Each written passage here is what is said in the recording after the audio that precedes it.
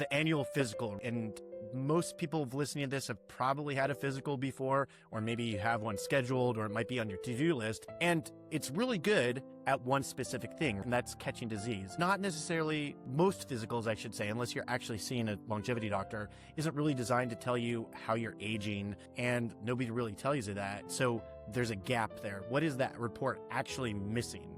And where do you personally see this gap? Oftentimes when you go to an annual physical, you're already experiencing some sort of the symptoms or decline that come with having a chronic condition. When it comes to age rate, we're looking at advanced markers. So we're looking at epigenetics and how your epigenetics, your lifestyle and environment is influencing how your genes are being expressed and how that in turn influences how well you're aging. So there's definitely a shift going on more towards preventative healthcare and medicine, and a lot to do with longevity and take preventative action. This is the Longevity Loop podcast, and I'm your host, Brent Wallace. In every episode, I bring you the leading voices in longevity, plus my own insights to put the world's best strategies directly into your hands, making elite longevity strategies accessible to everyone, regardless of your background. So let's jump into the loop starting right now.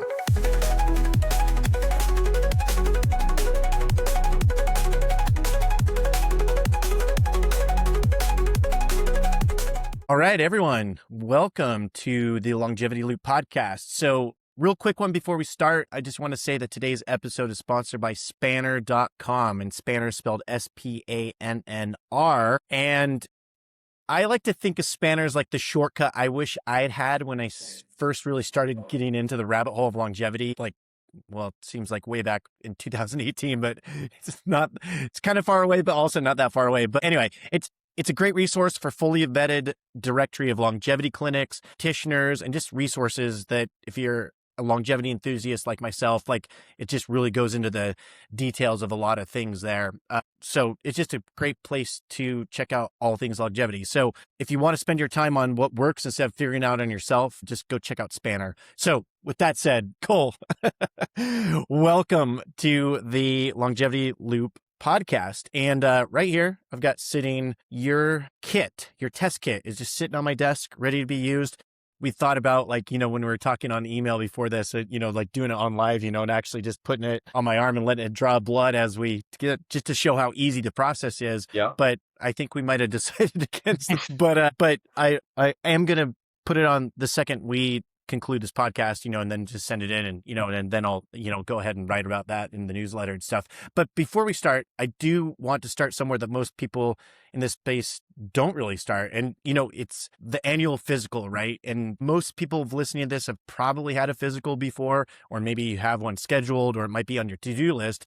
And it's really good at one specific thing, right? And that's catching disease. Not necessarily most physicals, I should say, unless you're actually seeing a longevity doctor, isn't really designed to tell you how you're aging, and nobody really tells you that. So there's a gap there, right? And that's what longevity clinics, precision medicine, and things like age rate is really meant to do. And so there's that gap. And so, Cole, why do you think nobody's talking about that gap when they go and get a physical? And why is something like what you have with age rate, what you've created, and your co-founder, what's that gap there, and why is this so important to get on top of, if you think you're doing everything right as well? Yeah, absolutely. And first I want to say thanks so much for having me on, Brent. Really excited to get your test results back too. It's so great to see you have the test kit there ready to go. So yeah, the annual physical and how it differs from the age rate test. So as you mentioned, annual physicals are obviously great for catching disease, and it's kind of like a routine checkup, but it is focused more so on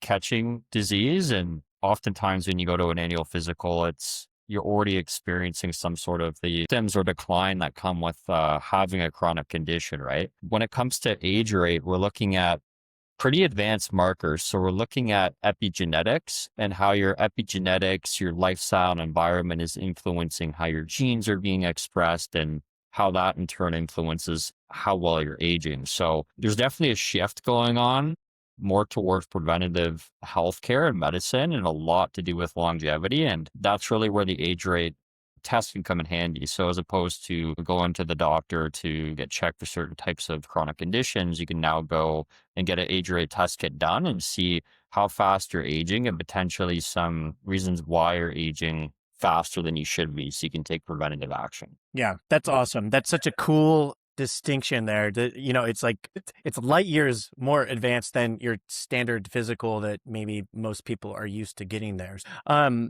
So with that said, I want to welcome everyone to the Longevity Loop. It's a podcast where we want to call out the hype, skip the noise, and actually get to what actually works in the real world. So that's why I'm having Cole on today. My name is Brent Wallace, and a quick thing about me before we get into this interview. I have a nutrition degree. I track more biomarkers than I probably need to. I've spent way more money than I should should actually admit on the podcast testing these things since 2018 when I really got super deep into longevity. And, some of it has changed my life and some of it was just kind of expensive nonsense. And that's kind of what the show is about. Like I really want to dig into the things that really help move the needle for everyone that's listening and might be interested in, kind of maybe dipping their toes in the longevity space here. So today we're going to be digging into, like we said in the opener, about age rate and about biological age testing with Cole Kirschner. So Cole, as you just heard from, is the co-founder of and the CEO of Age Rate. And what that is an at-home epigenetic blood test that will measure your biological age and about 9 other markers, with the kit I have here. So this was built out of McMaster University with a science team that, the science team at McMaster is pretty impressive. They produce more peer-reviewed research than most companies in this category, in this longevity category combined there. So, a super well-respected science first university there. So, like I said, the test kit is right here. And so, everyone just get ready to buckle up for an awesome interview here and talking about all things epigenetics. And again, before we get into this, I want to say a quick medical disclaimer up front. Just because I'm a guy that tests all my biomarkers and I've got the nutrition degree and really I take too many supplements to begin with. I'm not your doctor. Cole's not your doctor. And nothing in this episode is supposed to be personal medical advice. It's not supposed to be a treatment plan, a diagnosis. It's educational purposes only. So precision health is exactly what it is. It's individualized for each individual person. And that's why it's so precision, because it's based on, like we'll get into, your epigenetics. And so what might be working for Cole or might be working for me might be completely wrong for you all listening. So if you're looking for a vetted longevity practitioner who's been personally researched and reviewed, that's what Spanner's for. You can go to Spanner, and that's really the fastest way that you can find someone that's actually qualified to get into the space. So with all of that said, so many words, let's get into the actual thing that we've started the show on, and that's the annual physical gap. So the annual physical, like we said, it's about catching disease and it's not really built to talk about aging or diagnose aging or even catch things that might be, like Cole said, aging you faster than you really have to do. So you might be listening to this and be like, well, I feel fine and I get normal blood work every year. And, I'm told by my doctor, I'm healthy, so that's what we're going to really dig into here is like those supplemental things that go beyond just that normal, yep, you're fine. You're doing everything fine for, where you're at in life. So that healthy for your age isn't actually something that's like going to optimize you for your age. So what is really, and this question is for you, Cole. So we got into that a little bit. What is that report actually missing? And where do you personally see this gap? Yeah, so I think healthy is kind of it's really person dependent in some ways that you look at it, right? So like healthy for one person might be different than healthy for another person, right? I mean, we each have our own individual health goals or each health journeys that we've been on, right? And being able to measure progress towards achieving those goals and achieving the best version of yourself when it comes to your health, you really need a great way to measure progress to be able to stay on track, right? So you can't manage what you can't measure. I think that's the way the saying goes. And a lot of people now are really interested in enhancing longevity and extending their health span, right? So having some sort of reassurance that when they get to the age of 70, 80, 90 years old, they're still able to do the things that they love to do, right? I mean, no one wants to reach our older age and not be able to still be at our peak physical and cognitive performance, right? I mean, that's how I view longevity. And one of the benefits of the age rate test is being able to give you a way to measure progress no matter where you're at in your journey towards achieving optimal longevity and becoming the best version of yourself. That's awesome. Yeah, one thing I've been really getting into lately is like the age related cliffs, the one that the first one in your 30s and 40s, and then your kind of next one that I hear a lot about is the 60s and 70s. And I feel like a test like yours is something that is really cool to be like, okay, like wherever you're at is like take that, get that information, and then you can kind of progress along. And then when you hit that next aging cliff, so to speak, you'll just really see like, okay, what's really going on in there. So you started this in 2018, if I'm correct. What Yeah, what yeah. pulled you into this? Same time as Spanner, roughly. Yeah, I was in my final year of university when I started age rates. I must have been 19, 20 years old, roughly. Yeah, it really spun out of research that I was doing at the genetics and molecular epidemiology lab at McMaster under Dr. Guillaume Perret, who was my professor. I was working at the lab coat on. I was doing a bunch of experiments, processing blood samples, extracting DNA, doing some bioinformatics work. So like coding and statistical analysis too. And from my final year thesis project, I was taking biotechnology. That's what I was studying at McMaster. My final year thesis project, we set out to develop a novel and cost-effective way of measuring epigenetics to predict biological age. So in particular, we were looking at DNA methylation. Now, the reason why that whole project started out is we saw that there was a lot of research at the time into telomere length. And we were doing some research with telomere length in the lab, and we just saw that it wasn't performing as well as DNA methylation, or what's referred to as like epigenetic clocks these days for biological age. So DNA methylation seemed to be the most accurate and best way to predict someone's biological age as opposed to telomere length. But the problem was that it was so expensive to be able to do. So and this sort of testing was mainly done in a research setting, like an academic setting, right? So doing population studies to just look at biological age and see how it's associated with certain health outcomes. And we really saw a gap there in regards to people being able to have access to this sort of test and research. The findings were so incredible coming out of research publications, and Steve Horvath was the one that's regarded as like the pioneer, the godfather of like epigenetic clocks with his groundbreaking paper in 2013. And there's been quite a few papers since, but yeah, we really just wanted to take that research out of the lab into the hands of the consumer so they can kind of experience this for themselves, right? So when I was in the lab doing this sort of analysis, it was like, man, it would be really cool if I could get this tested for myself and be able to track Right. regularly, because I was into biohacking fitness. I was a personal trainer.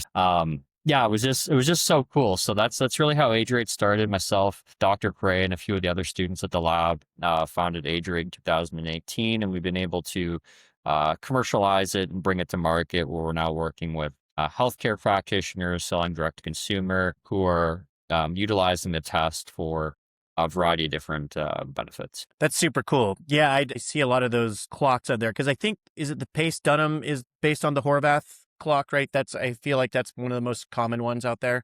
Yeah, there's gonna be over a dozen now, and yeah, the duodenum pace, if I'm pronouncing that right, it's like the pace of aging clock. That's one of them that's out there.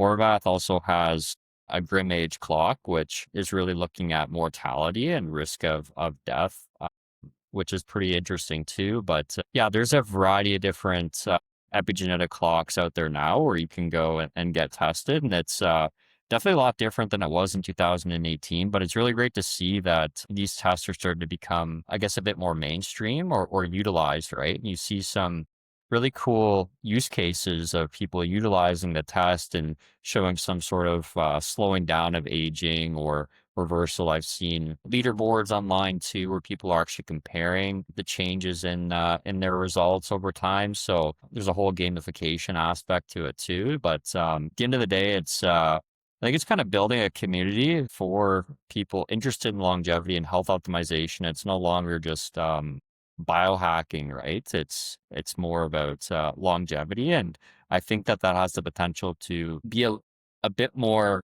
commonly known, referred to almost like wellness, right? Where everyone knows what wellness is, right? And hopefully one day everyone will know what longevity is and understand that it is possible to slow down your rate of aging or your age rate through healthy lifestyle changes. Yeah, I mean, that's one thing that I help a lot of clinics with the longevity clinic marketing, which is my marketing agency that really helps just longevity focused clinics. Because yeah, that's the thing is I feel like it's such a hard thing to explain to people, but like kind of when they get it. And I feel like Brian Johnson has really brought a lot of awareness into this space as well with, like you're talking about the leaderboards. I think he does one called the Rejuvenation Olympics or something like that, where they do the clocks and all the leaderboards on there. So yeah, it's really cool to see like the longevity space kind of explode in popularity, but also just like the knowledge of it. Because one of the things I find is that people they don't know what they don't know. They want to be in good health, and they think like, well, maybe I'll just find a top doctor in my area, but they don't realize that there's a whole nother level of like functional medicine doctors and longevity clinic and epigenetic and precision medicine that's like above and beyond all these things of, like just the standard physical that most people might be getting from their annual checkup or something. So I want to ask you a question. What's the difference between, I'm not sick and I'm not aging well, right? So most people might hear that and think it's the same thing, but I think there's a distinction there to be made. Yeah, absolutely. So I think that's one of the really powerful things when we look at epigenetics is that we're able to use that data and information with algorithms to actually show future health risk and your trajectory of your health. And we can also look at it in the inverse way, where we're looking at how past exposures and past health events have influenced your epigenetics and actually made long-lasting changes. So it's a lot different than with the annual physicals that you might get. Some of the markers that are measured, I mean, they're pretty prone to short-term change. So if you look at a marker like CRP, which is traditionally like the traditional go-to inflammation marker, that sort of marker can change quite drastically on a day-to-day basis, right? So it's different than epigenetics, where we actually we call like an epigenetic score for chronic inflammation, and we can see the long-term impact that inflammation or CRP has had on your epigenetics and in turn your health. If you're familiar with glycated hemoglobin and glucose, like the difference between those two, like glucose is more like CRP where it fluctuates quite drastically, and glycated hemoglobin is kind of like a 3-month summary of like your blood sugar levels, and that's really what this chronic inflammation score is in a sense, where it's looking at historical averages essentially of your inflammation levels and true low grade chronic inflammation, which is what people that are trying to improve their inflammation are really interested in being able to measure and track. Yeah, that's really cool. That's really cool to know that, because not this last blood test I got, but the one before, I get my blood panel done every 3 months, and my CRP was like through the roof. It was like 9 point something. And I was like, whoa, like what's going on? And what we determined the day before, I just went for like a crushing bike ride that was like 80 miles. And, I was just like not fully recovered. And I, usually when I go get those blood tests, it's like a Monday morning fasted state and whatever. And I was like a little bit freaked out, but I knew I had the historical, like data that I usually didn't have something like that. But Yep. that's really cool to know that your test, it can go through and kind of smooth all that out. So if there is spikes, just like glucose, like you said, it's going to level that out and kind of give you more accurate long-term data on that. So Cole, I want you to walk me through what's actually on the test. So I know there's the biological age plus the other 9 markers, the inflammation, metabolic health, immune health, cognitive resilience, telomere, and a few others.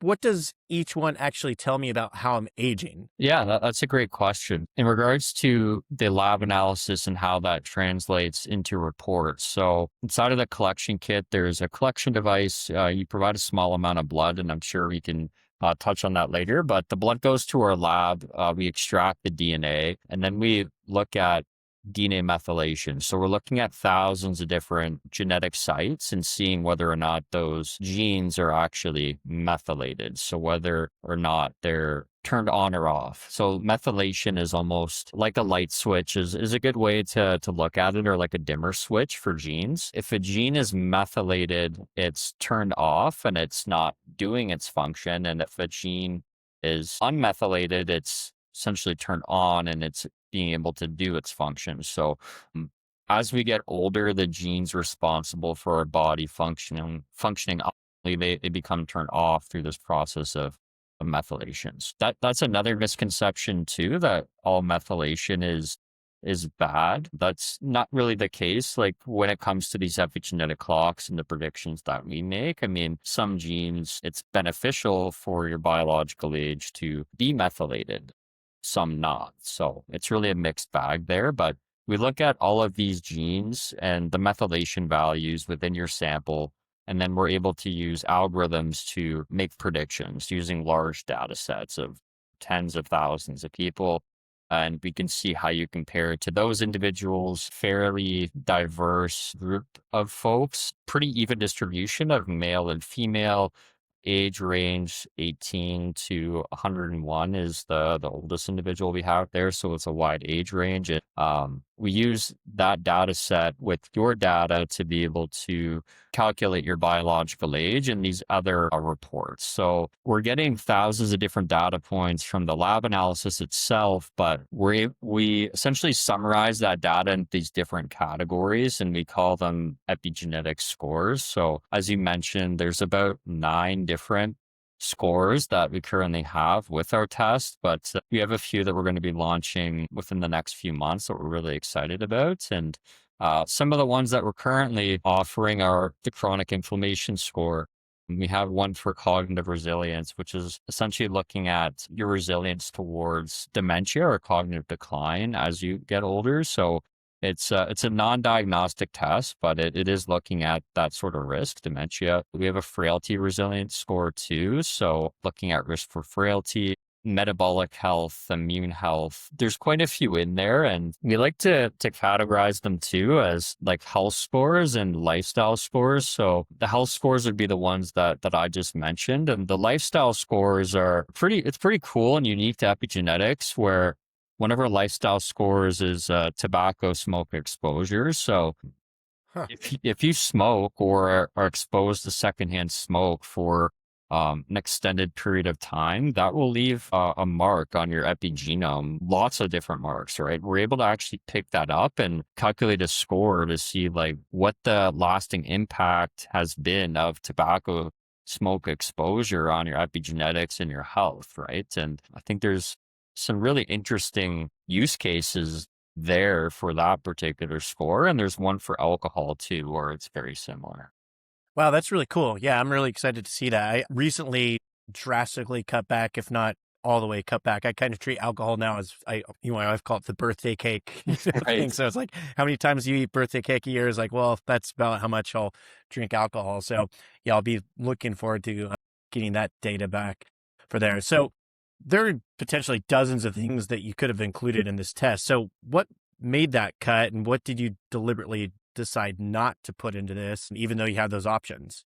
That's a great question. We're a science first company without a doubt. I mean, every member of our team has come from this sort of academic background where we're trying to apply, and we are applying the same level of scientific integrity and scrutiny that's applied in an academic setting for publishing papers to what we're actually releasing at age rate. So there's certain cutoffs there in regards to like the number of, like I mentioned, the data set size before, right? So it needs to be a certain number of individuals that this has been validated on and shown rigorous results. So over 10,000 people for the biological age, for instance, and the other scores too. We're looking at, again, like the diversity of the data set as well, the significance of the findings. Has this been replicated in other studies? We also talk to actual practitioners and clinicians once it kind of meets those checks for, hey, like this score, yep, it's good to go from a scientific standpoint. Are people actually interested in this sort of information, and what sort of value could it provide? Because we don't want to be providing really scientifically robust scores or reports to people that they can't actually take meaningful action with. So, and people aren't actually interested in. So that's where we go through a whole process of talking to folks like yourself and other clinicians that are out there too, just to gauge feedback in terms of what interests them, and also being sure that we can actually move the needle in regards to the reports that we're actually offering, which is super important. Now, some of the reports that we've had to hold back on and weren't able to fully launch with. So there was a really interesting one that met all of the initial checks that we had. So the scientific integrity check, the market interest check, the actionability check, mitochondrial health was that report. And the final check before we launch is we go through a full validation trial where our samples are processed at a CLIA CAP lab facility. So that's like an accreditation body for labs. That accreditation body kind of looks at the different tests that are being performed in these labs to make sure that they're accurate, they're reproducible. Like you don't want to get a test done and you don't want to get a test done and maybe you provide two samples at the same time, send it into the lab, and you get drastically different results. That's what the CAP is for, to prevent that from happening. We went through a full validation trial where we had it was 40 people collect multiple samples. Like some people collected 6 samples at the same time point, sent them to that lab, had them processed multiple times, and then we sent those samples to a second lab, had them processed there. And if they met the criteria for, okay, this is reproducible enough, like the results are consistent, this is accurate enough, then we're able to finally launch the score. Mitochondrial health, for whatever reason, was one of those ones that didn't pass that. So we knew that, okay, like for some reason, the DNA methylation sites we're measuring for this score, the results are differing when we measure it at 2 different labs. We're investigating why that is the case, but we didn't actually launch that report because we knew that, that you're going to get different results if you provided 2 samples and measured them both, right? So that kind of, I guess, goes back to the integrity piece of like, we want to make sure that everything we put out is well validated, studied, results people can trust. Yeah, that's really cool, because that's one thing that I hear a lot of times that is a common complaint with a lot of these biomarker or epigenetic tests, is that they can be inaccurate. Like I've seen people write blogs that they'll, buy the test themselves, send them in at different times, and then get wildly different results of it. So that's good that to know the age rate, the things that you are including are something that's repeatable and accurate. And it doesn't really matter if, it's a different time, you'll get the same results within an error of margin, I'm sure there. So one thing go ahead. Oh, no. Yeah, no, I was just going to say like it's never going to be 100% perfect. There's always an error margin there, but that's the same for any sort of test that you get done, right? So the annual physical that you get done and you measure your CRP, which is great. And these other markers that I'm assuming you get done through the annual blood test, those are also prone to these sorts of variability or like technical error that can happen in the lab. It's a lot more exaggerated when it comes to biological age, I feel, just because it's the actual, like the unit value is in years for biological age, right? And I think that's a lot more meaningful for people when they see if they got this test measured, like 2 samples measured at the same time, there's a difference of like months or in some cases years, right? That can obviously feel like a huge difference, right? But the same sort of variability could happen with any other sort of test too. So, Yeah, yeah, and that's perfectly reasonable. Obviously, like there's always like that margin of error, but I think it's like, probably concerning when you get wildly different, for sure, yeah. like markers. You're like, hold on, something's going on here. Based on that. So one marker that I saw that was interesting to me was the Mediterranean diet benefit shows up as a marker. That's a signal I've never really heard of. I mean, obviously the Mediterranean diet's huge within kind of health, longevity, wellness circles, but how does that signal work as a marker? Yeah, so that's a really interesting score. And we had a bit of a tricky time like naming that one actually, just because it does something really cool, but it's kind of hard to put a name towards what it actually is. But with that particular report, what happened was it was a longitudinal study, and it took a group of people, and some of them were eating like a Mediterranean diet and some of them were not. And there was also people ranking high in what's called like the alternative healthy eating index. And that's like a score that you can get done. I think online calculator for it where you tell it what you eat and it'll calculate like a score for you to tell you, okay, like this is your alternative healthy eating index score. But with the epigenetics, we're able to see, okay, people that followed a Mediterranean diet, they actually changed certain methylation values of certain genes. So, and those changes conferred positive benefits in terms of reduction in chronic disease and mortalities. It's kind of like the in-between point where like we know that eating healthy and a Mediterranean diet, it has great benefits for longevity and reducing risk for disease. With this study, it was actually able to show, okay, like the in-between point is it's flipping these certain genes, the methylation values of these certain genes, the epigenetics, and that in turn is causing the reduction in disease. So that we're measuring those particular genes that are heavily influenced by the Mediterranean diet, and we're able to pick up on, okay, if you're following a Mediterranean diet, right, and you want to track whether or not this could be actually influencing your epigenetics in a positive way where you're improving your longevity and reducing disease, we're able to pick up on that benefit by looking at the the epigenetics of those certain genes. So that's what that score is measuring in particular. Hopefully that wasn't a jumbled up word salad for you, but does that make sense, Brent? Yeah, I was tracking you there. Okay.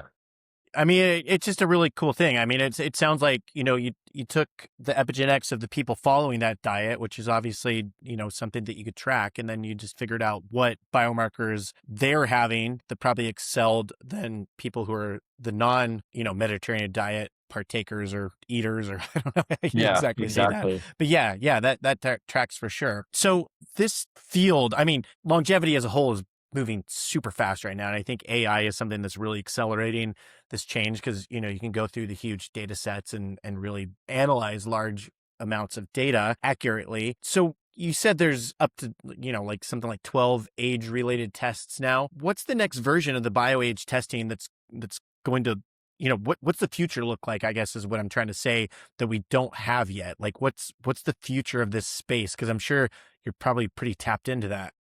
Yeah, for sure. I do think like AI is going to play a big role as it is in any other industry too, right? I mean, and in particular, when it comes to epigenetics and genetics biomarker testing, a lot of this relies on large data sets and being able to do interesting and unique things with those data sets to provide these reports and be able to make new predictions in terms of your risk for disease and how fast you're aging. So, I really think the future is going to be an integrated approach in regards to the data and be able to process large data sets. So I think it would be really, really cool to see biological age tests combine multiple different omics and data points to be able to provide predictions for biological age and potential risk for disease. So going beyond just epigenetics, right? And going beyond just wearable data, right? Because I know there's a few like Whoop, you can get a heart age. Aura has an age as well, right? Like there's an opportunity to combine wearable data with epigenetic data. Maybe you can combine proteomic data, transcriptomic data. Like there's a lot of different things that you can measure with biological samples. And if you can combine that with the data points that come from wearable devices and get all that data together, use AI to make predictions with that information, I think that that's definitely going to be the future. And I think as a lot more people are getting tested from a variety of different providers and wearing different sorts of wearable devices, and there's a huge emphasis on ownership of data and making sure that you have this data yourself and you have the freedom to do what you please with it. I think that as more people have this historical data like you do, there could be opportunities for very accessible ways to calculate your biological age by throwing in the data you're getting from these different sorts of providers into one sort of calculator for biological age or these other disease predictors. That's really where I see things going. It's kind of combining multiple different sources of data and utilizing AI for the predictions. And then, of course, like the now what factor, right? Like now that I have my reports, like what action can I take? What lifestyle changes? I think that AI can also play a pretty big role there too. So there's a lot that goes into fitness, nutrition, well-being, recovery, and kind of personalizing that. And that's the role of health coaches, right, and practitioners. And having like a longevity AI co-pilot for a practitioner that can kind of ingest all this data and help them make those recommendations. I see that also being a next leap in the field. So it's all pretty exciting. Yeah, that'd be really cool. I know I take on coaching clients for longevity here and there. And one of the things that, yeah, I always want to see is historical data on as much stuff as possible, right? So that is something that I'd be super excited about, taking the information, say, I'm getting from you, getting, from my epigenetic testing, that I've done in the past that shows my whole epigenetic profiles, my history of blood tests. And like you said, I've got a Whoop and yeah, it gives me a biological age, that, is based on HRV and heart rate and all those things. And it'd be awesome to have something that can just kind of compile all those things together because they're all doing just different things, right? Like, I mean, you're taking blood and epigenetic stuff, whereas like the Whoop obviously isn't taking blood, but it does know things that the age rate might not know about, like, resting heart rates and sleep quality. And so those things, you might see the results of that in age rate, but you might not have that kind of compilation of real-time data to really, come through those things. And it's like, oh, hey, like you can take this, and if you can just lower this, thing, then it'll help X, Y, and Z. And from there, yeah, that's such a cool thing to look forward to, in the future there, and especially having like that, like you said, that AI assistant combing through that data. And I've seen a couple practitioners do that. Like I know Ways to Well, based in Austin, Texas. I think they have an AI assistant. I've seen kind of some people kind of rolling out some prototype or beta testing type things where, it does take all that data, coalesce it, and then, spit out some output there, which I think is like super cool. But yeah, I mean, I feel like can be a lot more the norm there. Oh, for sure. So it's time for a quick pattern interrupt here. So I call this the loop filter, and I'm going to throw a couple things at you and, basically give me one of three answers for it. Either it moves the needle, it's mostly noise, or it might need some more context. So just keep it fast and here we go. So DNA tests like 23andMe for longevity insights. For longevity insights, mostly noise. Yeah. So telomere length testing on its own, just as a standalone test. More context. What is the purpose of the test getting done? Like as a standalone test. That would be my question or a follow up to that. Yeah. Yeah. Continuous glucose monitors or CGMs for non-diabetics. That's good. What was the first option again? Sorry, like moves the needle. Well, it's basically like, I maybe I should start rephrasing it. It's like thumbs up, thumbs down, or like, dude, I don't know. I mean, like, like with 23andMe, I feel like that was like kind of the first mover, but now, you touched on something about data privacy, which was a huge thing. Obviously all of 23andMe getting sold, and then everyone's like, oh my God, like, where did our data go to? And is it going to get sold to insurance companies? And that's a real scary thing, right? I mean, especially with you're trusting companies with this valuable data that's, so personal to you.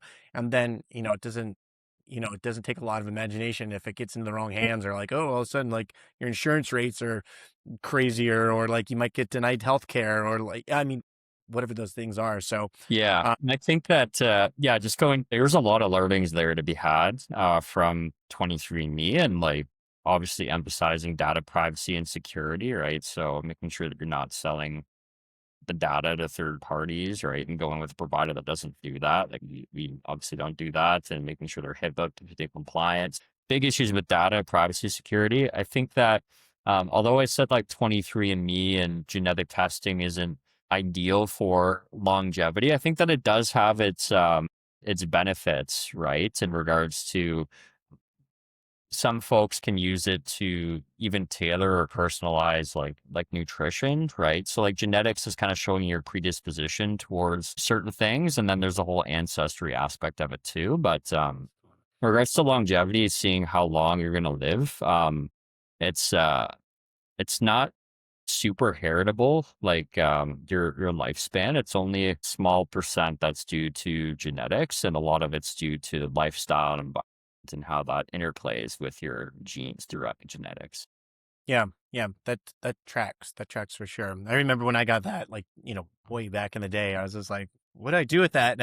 And when I got my 23andMe test, it was when they weren't actually giving you all your data, because they're like, oh, this is too hard to interpret. So you basically got a really watered down test, instead of like, Right. I think the first users of it actually got like their full epigenetic profiles, as far as like all their SNPs and everything, where by the time I got to it, it was just kind of like, well, sorry, that's too much information for the for the plebeian. So it's like, you're like, it's like, so that was kind of a bummer thing. Who should bother getting a biological age test? And are there people that maybe it's not the best fit for? Let's say if you're over the age of 18 and aren't currently experiencing any sort of terminal illness, then, or if you're pregnant, like those are kind of like the three things where I would say it's probably not ideal. Like if you currently have cancer or like a terminal illness, it's going to do wonky things with your epigenetics, and it's it it doesn't produce reliable results in the actual lab if you already are in the late stages of having cancer in regards to looking at epigenetics. Pregnancy also does some um, wonky things, I guess you could say, with your epigenome. And if you're under the age of 18, you're still developing, you're going through puberty, you're still growing.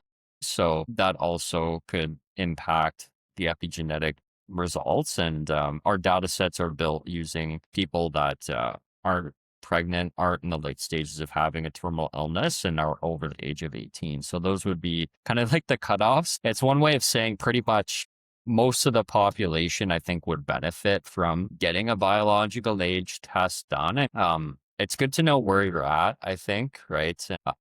Once you know, you can take action to improve, which is so important. I mean, um, in regards to the folks that we see utilizing the age rate test, I mean, early on, it was a lot of called like health optimizers. So these were like the CrossFitters, these were kind of the biohackers, a lot of people doing self experimentation. Nothing too extreme with self experimentation, but I mean, like they're trying out like they want to get like a baseline test done. They want to try like a new supplement stack, and then they want to get other biological age tested again 3 months later after following that to see if it moved the needle. Maybe it did, maybe it didn't. And then they make some tweaks, or they add another protocol to what they're doing, and they get tested again, right? So these are people that are really trying to enhance their performance and are still focused on longevity. And one of the things, I guess, with longevity, like a lot of these health optimizers,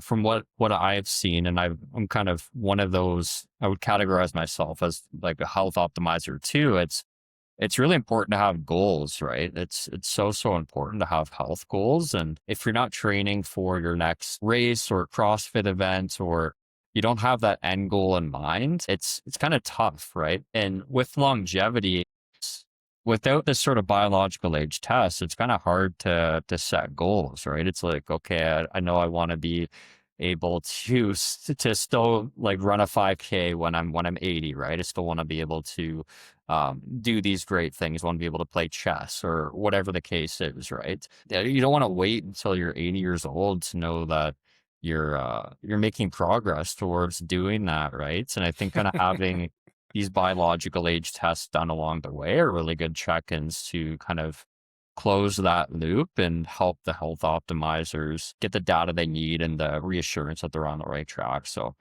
that's the health optimizers. And we also have the other side of the coin, which are like preventers. So like health people that are more preventative in regards to health and longevity. So they may have recently hit a milestone like turning 30, 40, 50 years old. They may have had a relative start to experience some sort of health decline. And these things cause people to kind of reflect in terms of their own health span, their longevity, and take action to make sure that they're able to, again, be in a great state of health in their later years, right? So these are the people that are more preventative, proactive that we see getting the test done. Yeah, that's a great point. Is like matching this up to goals that you have, because again, like it just like you'd be like, oh, I just want a lesser age or whatever. But if you're not pairing that to an actual goal in your life, it's going to be a difficult thing to work towards there. Mm-hmm.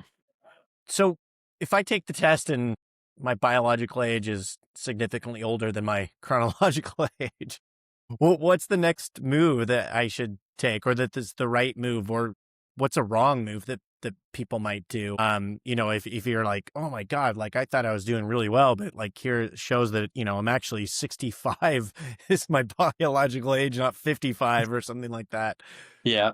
Well, I'd say the wrong thing to do would be to freak out or panic over the result, I would say, right? So I know it's can be a bit emotionally triggering for people, and it's totally understandable if like they're putting in all this effort in the gym in the kitchen and their results come back and they're not favorable, right? But I would say try to use that as a way to kind of start a new journey in terms of understanding what might be going on. And it's not to say that everything that you're doing with your lifestyle isn't having an amazing impact, because I'm sure it is, but there might be something else going on that isn't caught with these sort of annual health checkups, or isn't caught when you look in the mirror or step on the scale. If your biological age in that example is 10 years higher than your actual age, but you look like you're in a great state of health and your other markers seem to be okay, right?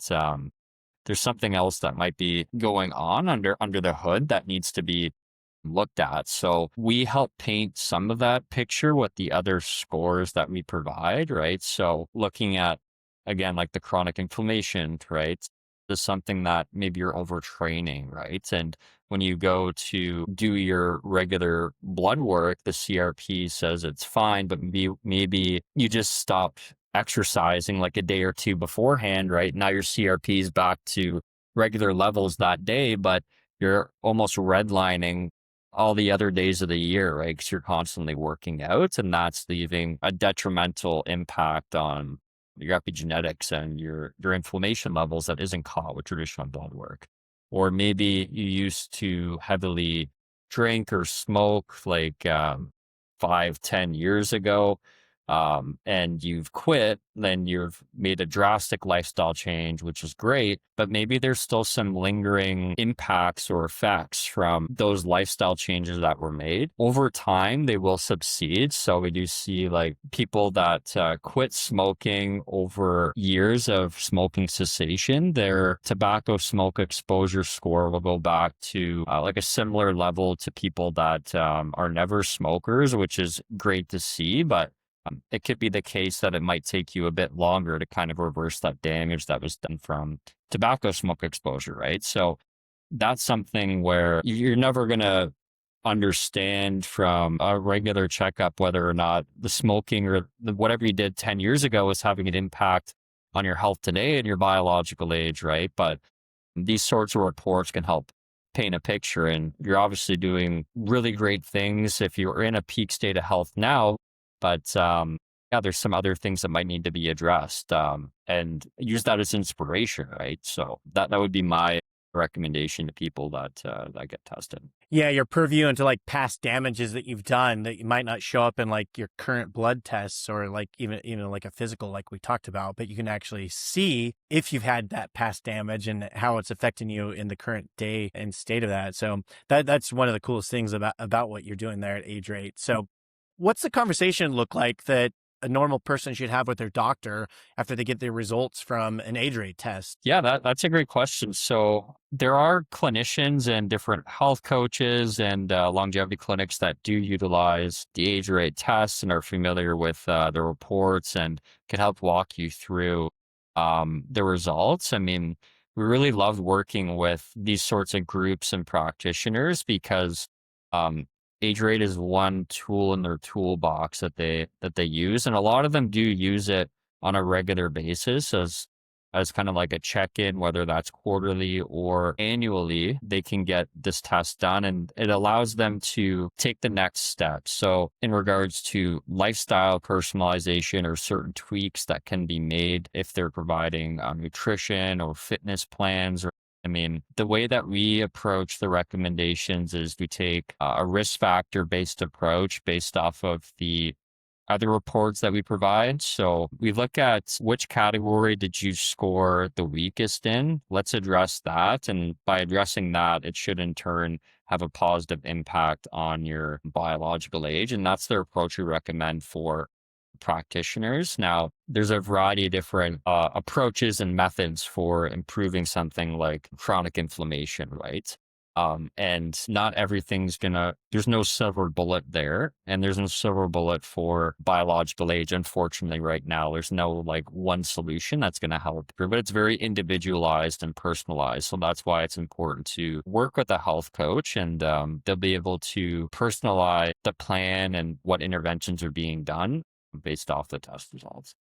Yeah, that's how I find like a lot of the clinics I work with, even like there's a patient education piece around results is where a lot of value can be either created or it can get lost there. And it like the thing that I appreciate you mentioned is like, having like a dietitian or a nutritionist or a health coach or someone on staff that can like not only give you the results and kind of walk you through it, but also kind of the accountability piece there and kind of help you along with that there where they can translate, they can, and just kind of give ongoing support to you in that journey. And then obviously at that point, like you alluded to, is like once you start making some changes and have some goals, then you can see how these things are affecting you and get another test to confirm like, oh, hey, this actually was moving the needle in the right direction here. And that's a really valuable piece, right? Because if you do, I mean, I always feel like even like with my Whoop strap, right? Like I think it always shows consistently I'm like 9-10 years under my actual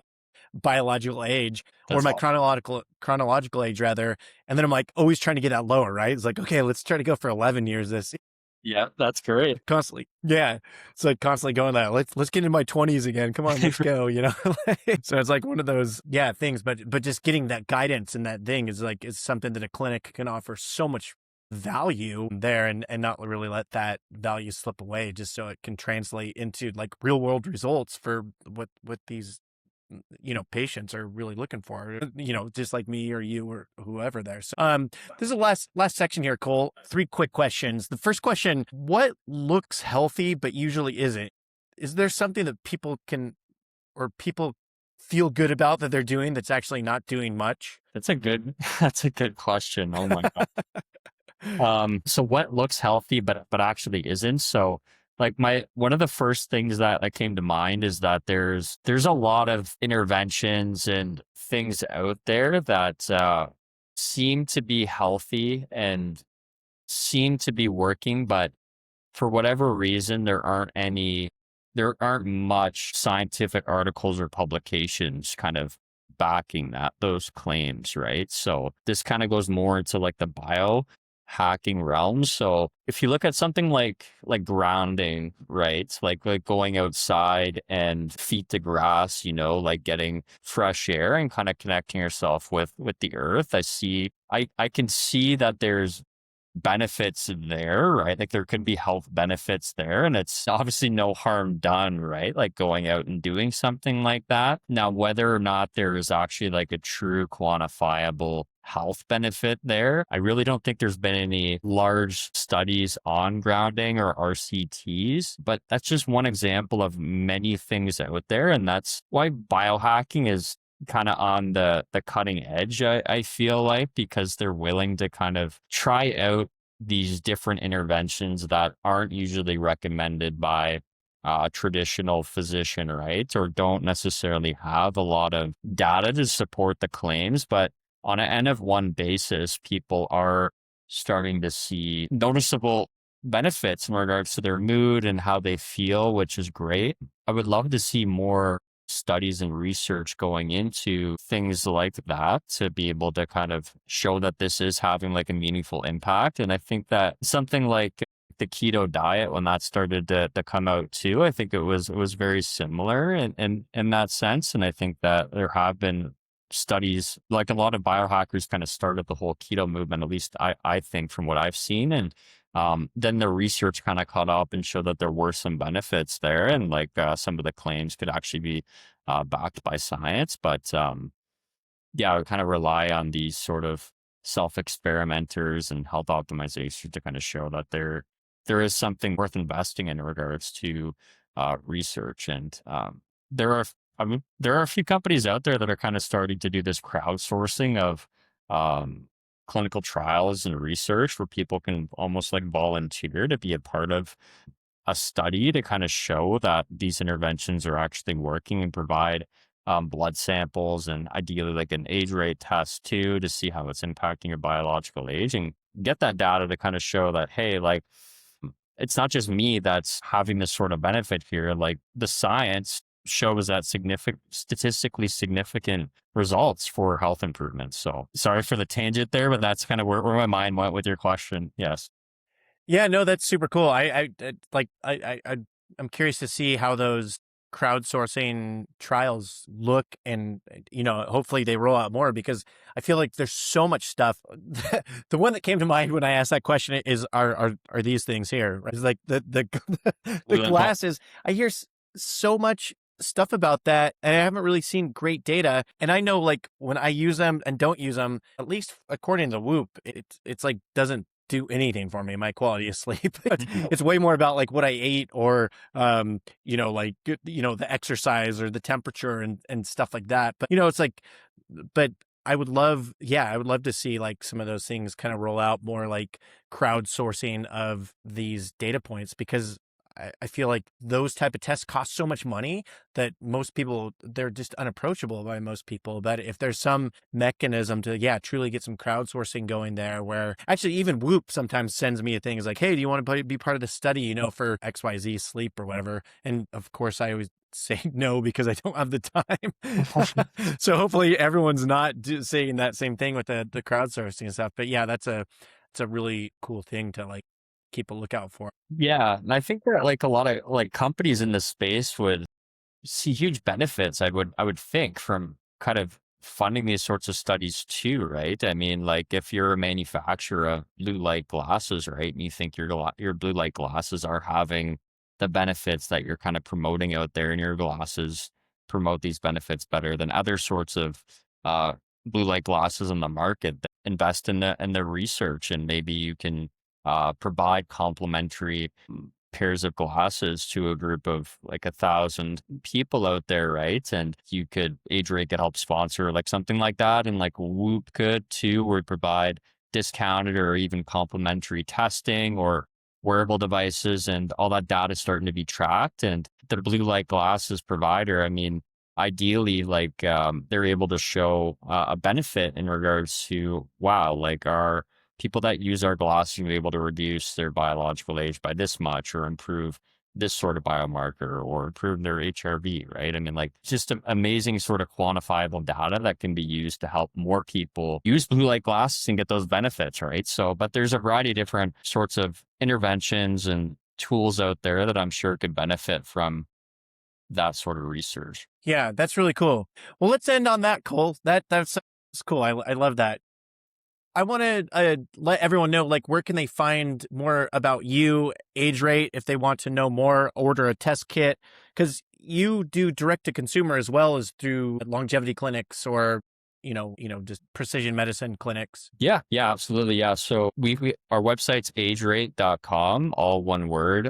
We do primarily sell through clinics and different providers, but we do have an option on our website for direct consumer too. So if you want to order a baseline test, I believe you can offer a discount for your listeners, of course. And if you have any questions about the test results, once you do have your results ready, I'd be happy to connect you or introduce you to one of our clinicians that would be in your area too. And I'm sure they'd be able to help out, walk you through the results and get you what you need. Yeah, that'd be super helpful for anyone that does that, is like get those results interpreted there. And then I wanted to mention something too for all our listeners. If you are wanting to get an age rate test, Cole has given us a discount code that's Spanner, SPANNR, and that's for 30% off of a baseline test kit, which is super generous. So that's super, super cool of you to offer that to the audience there. So yeah, when you just go there to the Age Rate website, if there's a coupon code, you'll see the coupon code thing and you can just put Spanner in there for 30% off. So that's super cool. It's very generous of you, Cole, to do that. Thanks for coming on today. I really appreciate your time. And, for all you listening, if this helped you think differently about anything about your health or, someone that could really benefit from a test kit like Age Rate, share it with someone, especially, like I talked about the aging cliffs there, it's like if you know someone in their 40s,